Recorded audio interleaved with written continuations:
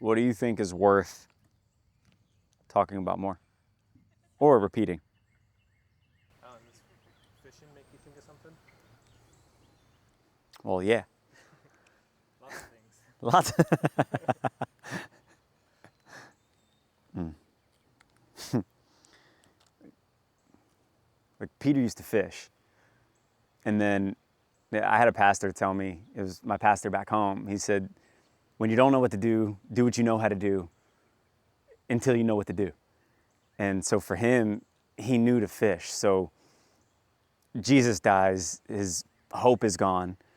And so what does he do? He goes and he fishes. And then he finds out Jesus is back. He sees him on the beach. He Forrest Gumps it and jumps out of the boat.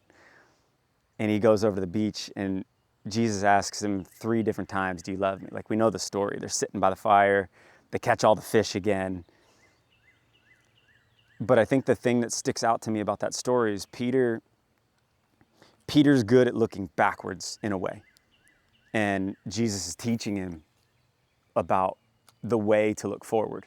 And I think it applies to us because after the conversation by the fire, Peter gets up to go and he goes to walk away and follow Jesus. Jesus says, if you love me, feed my lambs. If you love me, feed my sheep.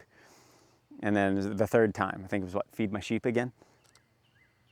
And then he gets up and then he starts to follow Jesus. And the first thing that he does is looks back and he's like, yeah, but what about that dude? But what about John? Like, what's going to happen to him? And Jesus said, well, what's it your business about what he's going to do? You follow me. That's what I need you to do. I need you to stop looking back at what life was. I need you to stop looking back at what is happening for other people. And I need you to focus on me because where I'm taking you, the only thing, and it's so hard to do now because of social media, because of constant bombardment of everybody else's opinion. And it's all we see and it's all we hear. So it's like the easiest thing to do is just go back to what's comfortable. And the easiest thing to do is to worry about what everybody else is doing. But it's like the fruit for that moment for Peter was to keep his eyes on Jesus. That's what he was going to have to do moving forward. Because he was going to have to be the first one to introduce Gentiles into the situation. He was going to be the first one to go out of the Jewish lineage. He had to focus on Jesus and keep his eyes there, because if he was focusing on what had been done before, he never would have carried the church forward. But he also would have completely missed in those moments what he had with Jesus and who he was being called to be. It's like David with the armor. We try to put all this armor on when it doesn't fit. We were designed for something. Peter was designed to fish. He was just doing it for money and himself. So he was using those same skills. He was using those same, but it's like he would have so easily tried to think about what John was doing. He would have put John's armor on himself. And I think it's hard for me at times because like you see so many people doing so many different things. You see some people traveling, some people have certain businesses, some people, and it's like, yeah, but my life could look like this, or my life could look like this, or my life could look like this.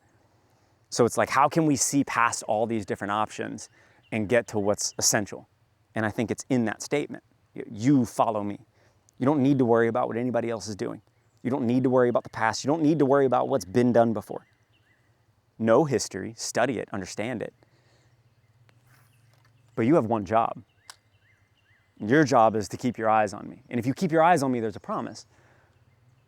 If you keep your eyes on me, what I promise is that I'll be with you always. What I promise is that even when you're persecuted, spit on, poor in spirit, even when you're there, you'll be blessed because you'll have me. You'll have my presence. This life is temporary, so we'll get past it. But I think the hardest thing for us right now is that we constantly have Johns around us. We constantly have people, but it's like, yeah, but what about him? But how come he can do this thing, but I can't? How come that person can drink, but I can't? How come this person can do that, but I can't? And we're asking the wrong questions. Jim Rohn used to say it, and he said, if you ask better questions, you get better answers.